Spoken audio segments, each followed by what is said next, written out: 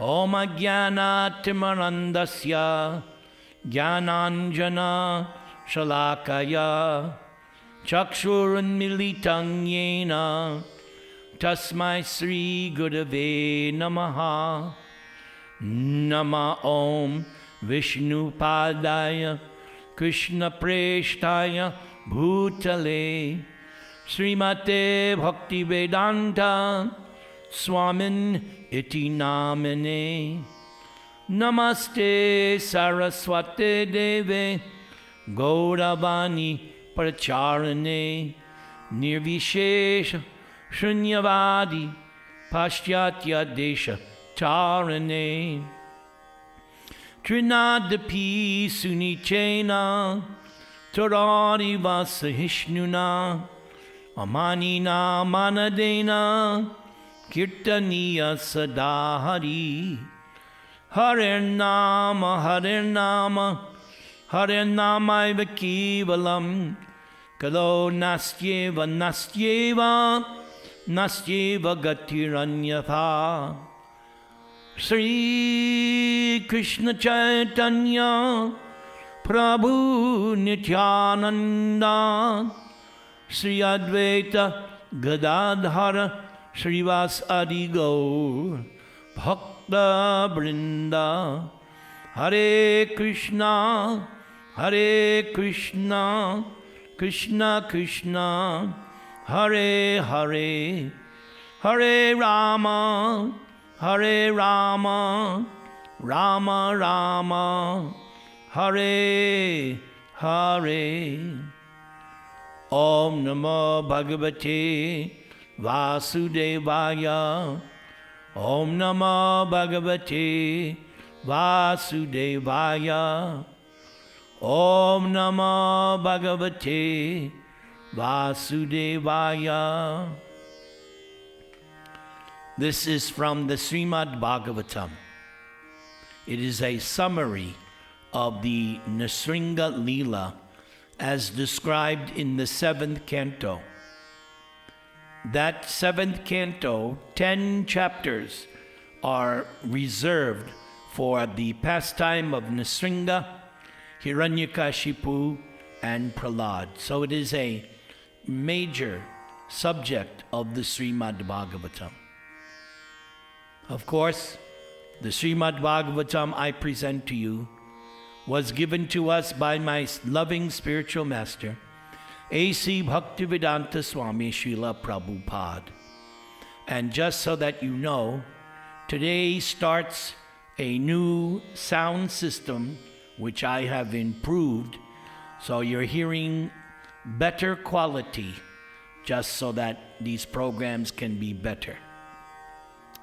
Parikshit Maharaj raised the question concerning how Shishupal, although inimical towards Krishna from his very childhood and always blaspheming Krishna, had attained salvation in oneness when Krishna killed him at the Rajasuya sacrifice of Maharaj Yudhisthira. Shukadeva Goswami explained that because of their offenses at the feet of devotees, the two attendants of the Lord in Vaikuntha, named Jai and Vijay, became Hiranyakashipu and Hiranyaksha in Satya Yuga. Then they became Ravana and Kumbhakarna in Treta Yuga, and then Shishupal and Dantavakra at the end of Dwapara Yuga. Because of their fruitive acts, Jai and Vijay agreed to become the Lord's enemies, and when killed in that mentality, they attained salvation in oneness. Thus, even if one thinks of Lord Vishnu out of envy, one still attains salvation. So what then is to be said of devotees who always engage in Krishna's service with love and faith? When Krishna appeared as the boar incarnation Varaha and killed Hiranyakashipu's brother Hiranyaksha, Hiranyakashipu became very much aggrieved. In anger, Hiranyakashipu accused Lord Narayan of being partial to devotees, and thus derided Krishna's appearance as Varaha when he killed his brother. Later, Hiranyakashipu began to agitate all the demons and Rakshasas and began to disturb the ritualistic ceremonies of the peaceful sages and other inhabitants of earth. For want of the performance of sacrifice, the demigods began wandering unseen on earth. After finishing the ritualistic funeral ceremonies for Hiranyaksha, Hiranyakashipu began speaking to his nephews, quoting from the Shastras about the truth of life. Interestingly enough, to pacify his relatives, Hiranyakashipu spoke basically the same principles Krishna speaks to Arjuna in the 2nd chapter of Bhagavad Gita concerning the eternality of the soul. Hiranyakashipu related a historical incident concerning King Suyagya, who resided in the country of Ushinara. When the king was killed, his queens, overwhelmed with grief, received instructions, which Hiranyakashipu quoted to his nephews. Hiranyakashipu also related an account of a Kalinga bird who was pierced by the arrow of a hunter, while the Kalinga bird was lamenting for his wife, who had also been shot by the same hunter. And so, by narrating these stories, Hiranyakashipu pacified his nephews and other relatives, relieving them of all lamentation. And thus, having been pacified, Diti and Rushabanu, Hiranyakashipu's mother and sister-in-law, engaged their minds in spiritual understanding. And so, in this way, Hiranyakashipu diplomatically presided over the funeral ceremony, although he himself could never follow what he had just spoken, for Hiranyakashipu was the original demon in the universe, and he was filled with envy towards Lord Vishnu, the killer of his brother. Hiranyakashipu wanted to become immortal. He wanted not to be conquered by anyone, not to be attacked by old age and disease, and not to be harassed by any opponent. And thus, Hiranyakashipu wanted to become the absolute ruler of the entire universe.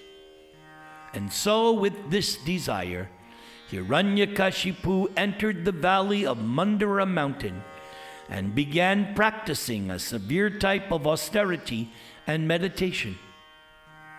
Hiranyakashipu stood on the tips of his toes with his arms outstretched above his head.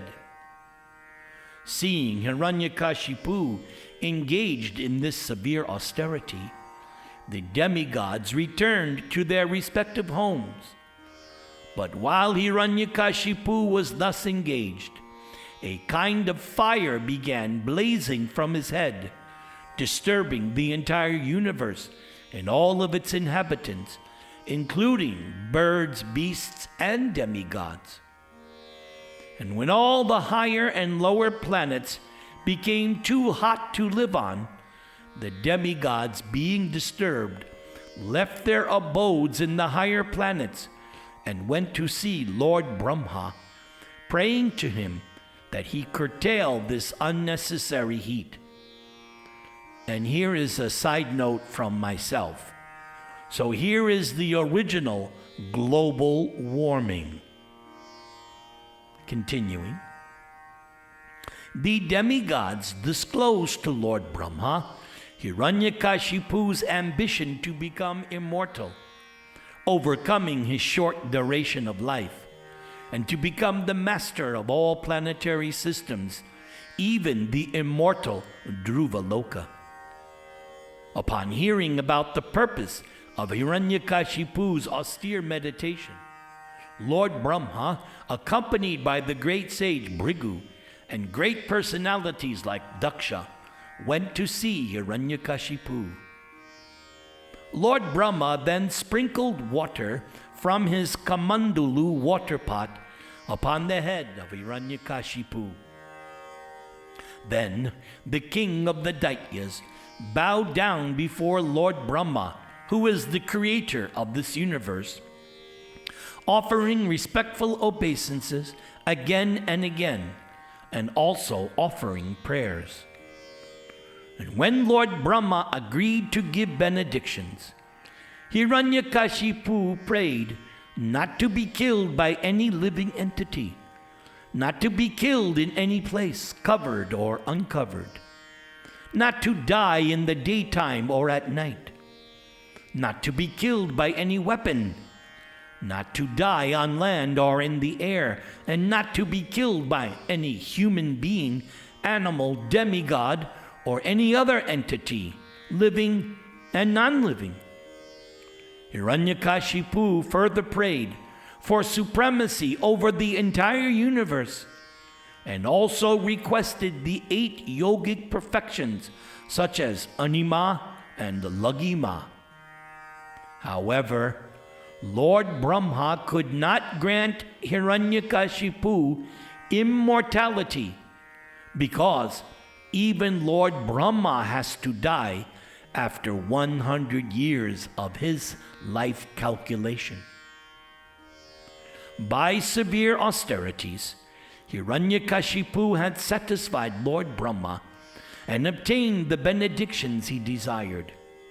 And after receiving these benedictions, Hiranyakashipu's body, which had been almost entirely consumed by insects, was revived with full beauty with a golden luster. Nonetheless, Hiranyakashipu continued to be envious of Lord Vishnu, unable to forget that Lord Vishnu had killed his brother. Hiranyakashipu next conquered everyone in the 10 directions and the 3 worlds, and brought all living entities, both demigods and demons, under his control. Becoming the master of all places, including the residents of Indra, whom he had driven out, Hiranyakashipu began enjoying life in great luxury, and he thus became a madman. All the demigods but Lord Vishnu, Lord Brahma, and Lord Shiva came under the control of Hiranyakashipu and had to serve him. But despite all of his material power, Hiranyakashipu was dissatisfied because he was always puffed up, proud of transgressing the Vedic regulations. All the Brahmins became very displeased with Hiranyakashipu, and they cursed him with great determination. Eventually, all the living entities within the universe, represented by the demigods and sages, prayed to the Supreme Lord for relief from Hiranyakashipu's rule. Lord Vishnu informed the demigods that they and the other living entities would be saved from the fearful conditions created by Hiranyakashipu. Since Hiranyakashipu was the oppressor of all the demigods, the followers of the Vedas, the cows, the Brahmins, and the religious saintly persons, and since Hiranyakashipu was envious of the Supreme Lord, Hiranyakashipu naturally would be killed very soon, because Hiranyakashipu's final exploit would be to torment his own 5-year-old son, Prahlad, who was a Mahabhagavat, an exalted devotee. Then Hiranyakashipu's life would end. When the demigods were thus reassured by Lord Vishnu, everyone was satisfied knowing that the miseries inflicted upon them by Hiranyakashipu would come to an end. Hiranyakashipu's spiritual master, Shukra Acharya, had two sons named Shanda and Damarka, to whom Prahlad was entrusted for education. Although the teachers tried to educate the boy Prahlad in such things as politics, economics, and other material activities, Prahlad did not care for their instructions. Instead, Prahlad continued to be a pure devotee. Prahlad never liked the idea of discriminating between friends and enemies. Because he was spiritually inclined, Prahlad was equal towards everyone. Once upon a time, Hiranyakashipu inquired from Prahlad what the best thing was that he had learned from his teachers. Prahlad replied that a man, such as his father, engrossed in the material consciousness of duality, thinking this is mine and that belongs to my enemy, such a person should give up household life and go to the forest and worship Lord Vishnu. When Hiranyakashipu heard from Prahlad about devotional service, Hiranyakashipu concluded that his small boy must have been polluted by some friend in school. Thus, Hiranyakashipu advised the teachers to take special care of Prahlad so that he would not become a Krishna-conscious devotee. However, when the teachers inquired from Prahlad why he was going against their teachings, Prahlad taught the teachers that the mentality of ownership is false and that he was therefore trying to become an unalloyed devotee of Lord Vishnu. The teachers, being very angry at this answer, chastised and threatened Prahlad with many fearful conditions. They taught Prahlad to the best of their ability and brought him once more before his father. Affectionately, Hiranyakashipu took his son Prahlad on his lap and then inquired from him what was the best thing that Prahlad had learned from his teachers. Prahlad began praising the 9 processes of devotional service, such as Sravanam, Kirtanam, hearing and chanting about Vishnu.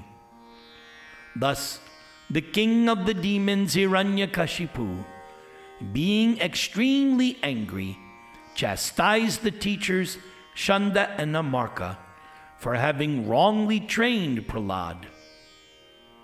The so-called teachers informed the king that Prahlad was automatically a devotee and did not listen to their instructions.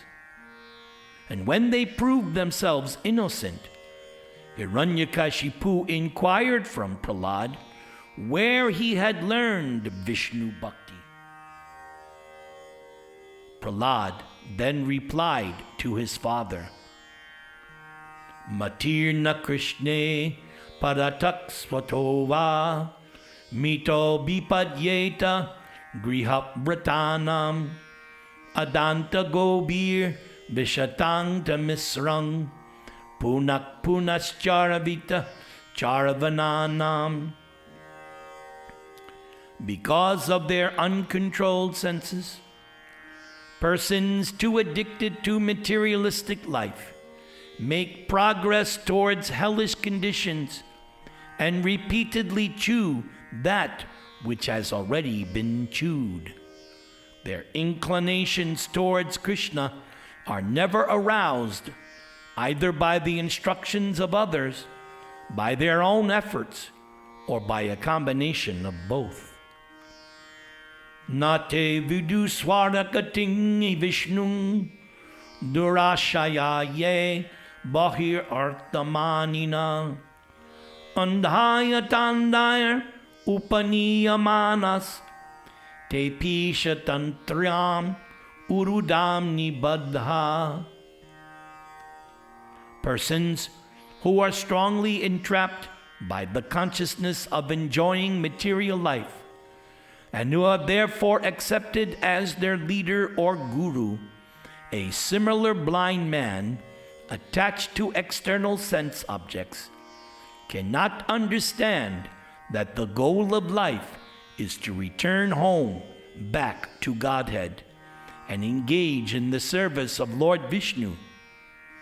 As blind men, guided by another blind man, miss the right path and thus fall into a ditch.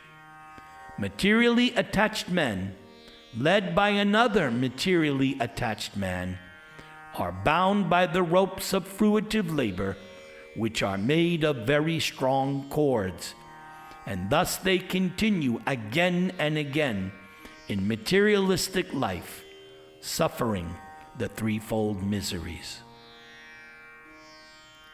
Becoming enraged at this answer, Hiranyakashipu threw Prahlad Maharaj from his lap. Since Prahlad was so treacherous that he had become a devotee of Vishnu, who had killed his uncle Hiranyaksha,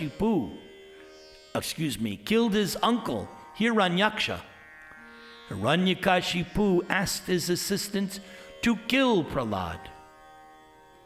The assistants of Hiranyakashipu struck Prahlad with sharp weapons, threw him under the feet of elephants, subjected Prahlad to hellish conditions, threw him from the peak of a mountain, and tried to kill Prahlad in thousands of other ways, but they were unsuccessful.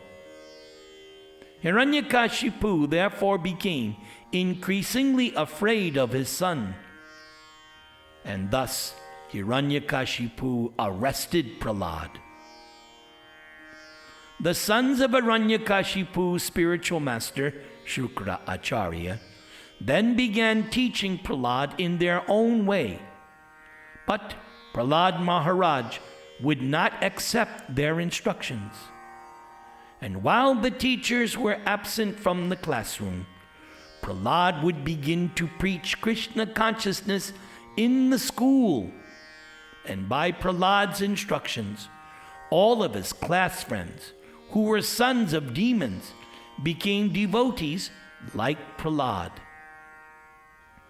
In speaking to his friends, who were all sons of demons, Prahlad stressed that every living entity, especially in human society, must be interested in spiritual realization from the very beginning of life. When human beings are children, they should be taught that Krishna is the worshipable deity for everyone. One should not be very much interested in material enjoyment. Instead, one should be satisfied with whatever material profits are easily obtainable. And because the duration of one's life is very short, one should utilize every moment for spiritual advancement. One may wrongly think, in the beginning of our lives, let us enjoy material facilities. Then in old age, then we can become Krishna conscious. Such materialistic thoughts are always useless because in old age, one cannot be trained in the spiritual way of life. Therefore, from the very beginning of life, one should engage in devotional service. This is the duty of all living entities. After all, material education is infected by the three modes of nature, but spiritual education, for which there is a great need in human society, is transcendental. So this brings me to want to say the following, that these classes that we have every week is exactly what Prahlad was instructing his class friends. This is exactly what we're doing. We are simply trying to understand spiritual transcendental knowledge. So all of us should feel very, very happy that we are directly obeying Prahlad Maharaj, his bona fide instructions. So as I say every week, please attend each class. Don't miss any class for any reason, because this is your spiritual education.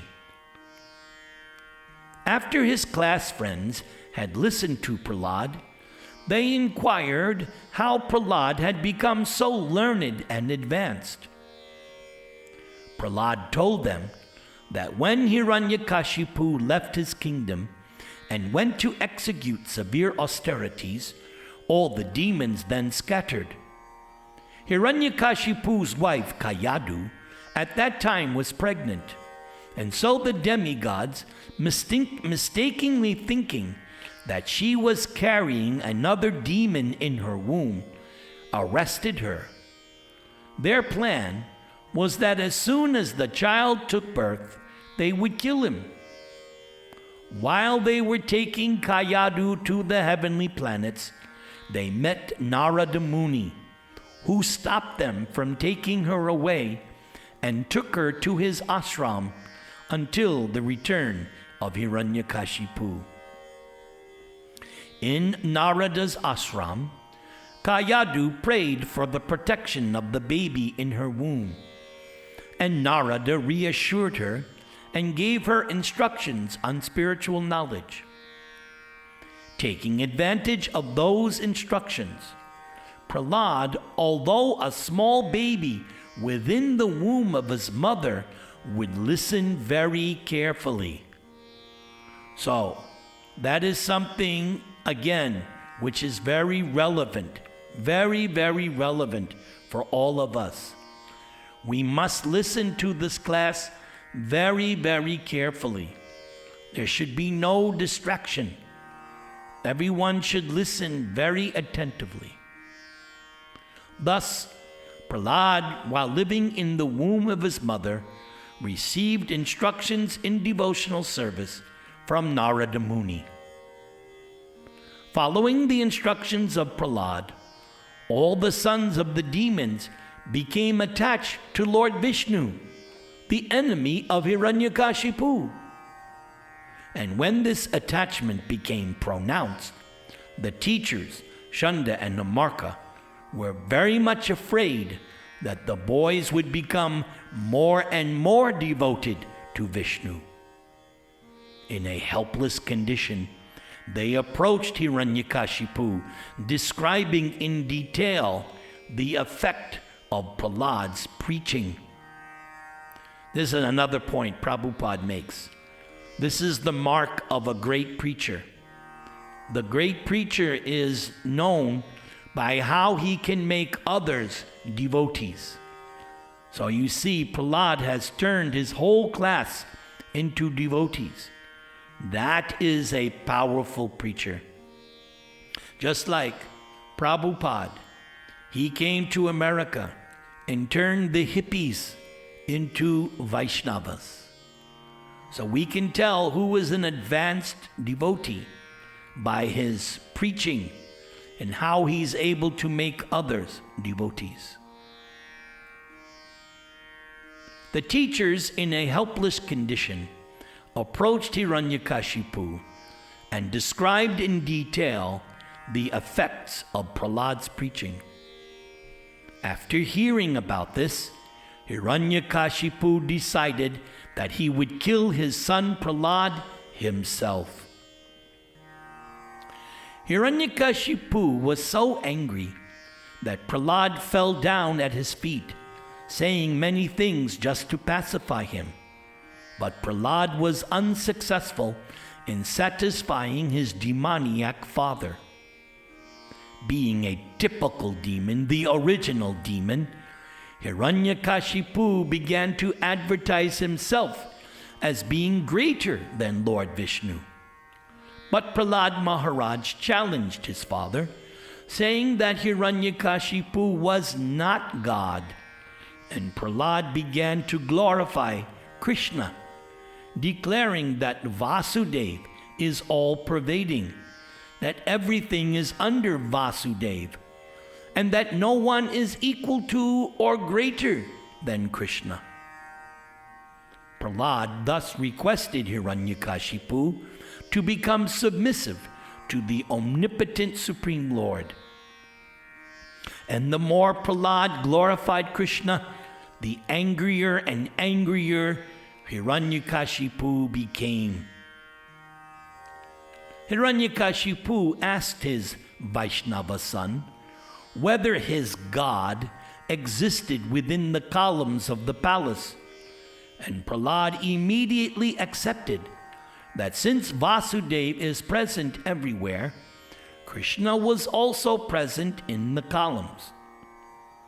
When Hiranyakashipu heard this philosophy from his young son, Hiranyakashipu derided Prahlad's statement and called it the talk of a child. And then he forcefully struck the pillar with his fist. But as soon as Hiranyakashipu struck the column, there issued forth a tumultuous sound. At first, the king of the demons could not see anything but the pillar.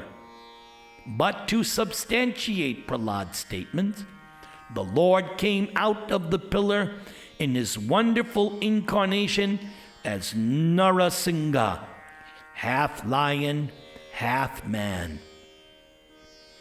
Hiranyakashipu could immediately understand that this extraordinary being was surely meant for his death.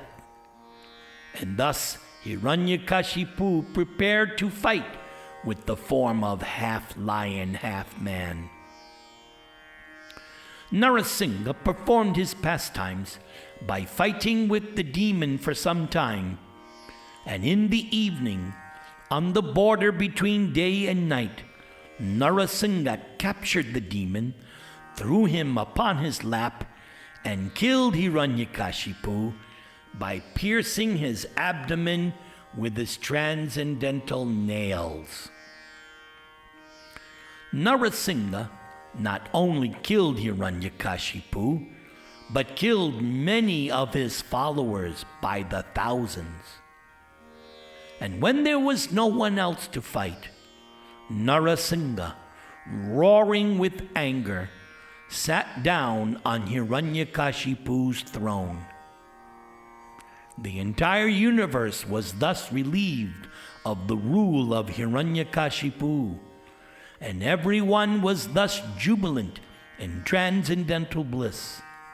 Then all the demigods headed by Lord Brahma approached Nara-Singha. All of them stood not far from Nara-Singha and began offering prayers unto him, whose spiritual effulgence was brilliant as Lord Nrsimha sat on the throne. After Hiranyakashipu was killed, Lord Nrsimha continued to be very angry, and the demigods headed by Lord Brahma could not pacify Nrsimhadev. Even Mother Lakshmi, the goddess of fortune, the constant companion of Narayana, could not dare come before the Lord. She told Lord Brahma that she could not come before him because she had never seen Lord Nrsimha so angry, so she was afraid to come before him. Out of desperation, Lord Brahma asked Prahlad to go forward and pacify Nrsimhadev's anger. Prahlad, being confident of the affection of his master, was not at all afraid. Prahlad very gravely appeared before Nrsingadev's lotus feet, bowed down, and offered him respectful obeisances. Lord Nrsinga, being very much affectionate towards Prahlad, put his transcendental hand on Prahlad's head. And because of being personally touched by the hand of Lord Nrsinga, Prahlad immediately achieved Brahmagyan, spiritual knowledge. Another note from me, this class is also Brahmagyan, spiritual knowledge. Thus Prahlad offered prayers to Nrsingadev in full spiritual knowledge and full devotional ecstasy. The 43 prayers given by Prahlad Maharaj are quite instructive for those who want to become pure devotees of Krishna. Lord Nrsinga was thus pacified by Prahlad's prayers and wanted to give Prahlad benedictions by which he could procure all kinds of material facilities. Prahlad, however, was not misled by material facilities. Rather, Prahlad wanted to remain always a servant of the servant of the servant of Krishna. In one of his prayers, Prahlad had told the Lord that his first duty was to serve his spiritual master, Narada Muni. So, that prayer of Prahlad is very instructive for me personally. Prahlad pointed out, he said to Lord Nrsinga, my first duty is to my spiritual master who delivered me. So in the same way, my first duty is to Srila Prabhupada who delivered me.